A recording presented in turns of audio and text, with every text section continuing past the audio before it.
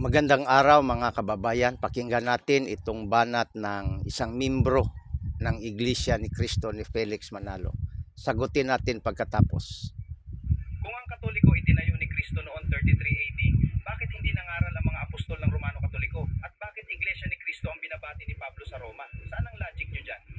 Okay, sagutin natin. Sapagkat hindi po sa pangalan matutukoy ang totoong iglesyang tinayo ni Cristo. Kung susundan natin ang logic mo na pangalan ang batayan na ito ay totoong iglesia, sa Biblia maraming pangalan ang nakalagay. Bakit hindi kayo umanib doon?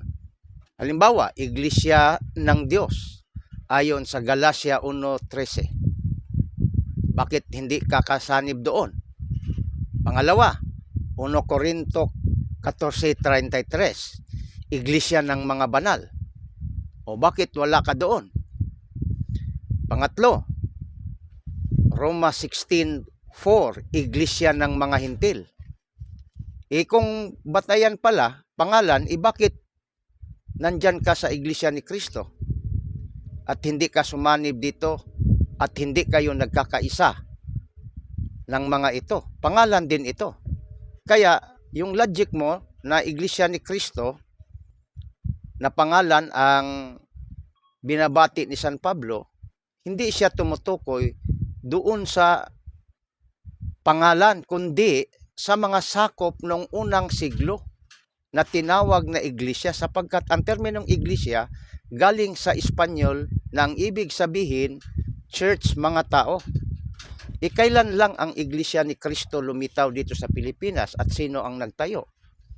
Dito sa Pasugo, 1997, page 11, ito po ang ating mababasa. Way back on July 27, 1914, that the Church of Christ was registered in the Philippine government. The registration papers state, among other things, that Brother Felix Y. Manalo is the founder of Iglesia ni Cristo. Ito po ay nakatatak sa kanilang pasugo, legal, na inaamin dito na si Felix Manalo ang nagtayo ng Iglesia ni Cristo noong July 27, 1914. Kaya, kung bakit pinangalanan kayong Iglesia ni Cristo, ay kinuha lang ni Felix Manalo doon sa nakasulat sa sinasabi sa Roma 16:16. Kung yan lang pala ang batayan, pangalan lang, kailan ba sinulat ni San Pablo ang Roma? O di ba around 60 AD? Wala pa kayo noon, wala pa si Felix Manalo. Bumabati na si San Pablo mga iglesia ni Cristo. So hindi kayong tumutukoy doon, sapagkat wala pa si Manalo. Nagmensyon na ng iglesia ni Cristo.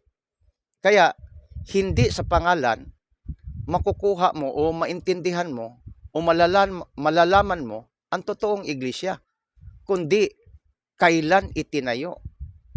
Ang iglesyang tinayo ni Cristo, kung simbahang tinayo ni Cristo, nag-umpisa doon sa 33 AD at hanggang ngayon. Kaya ang paghanap ng katotohanan sa iglesia o totoong simbahan, titingnan natin sa kasaysayan. Sinong nagtayo? Kailan niya tinayo? Saang lugar niya tinayo? Yan po mga kababayan, na ang Katoliko ay ang iglesia na pinakalap ni Cristo sa buong mundo. Sabi ni Cristo, humayo kayo sa lahat ng dako ng mundo, meaning Katoliko. At gawin mong alagad ang lahat ng mga tao, binyagan sa ngalan ng Ama, Anak at ng Espiritu Santo. Mateo 28:19-20. At sa original version ng Acts, mga kababayan, sa Greek, 9:31, Hemenon Ecclesia Catholis, Iglesia Katolika. Kaya yan ang simbahan na mula pa nung una, wala pang Iglesia ni Cristo, ay nariyan na. Yan ang totoong iglesia. Maraming salamat at magandang araw sa atin lahat.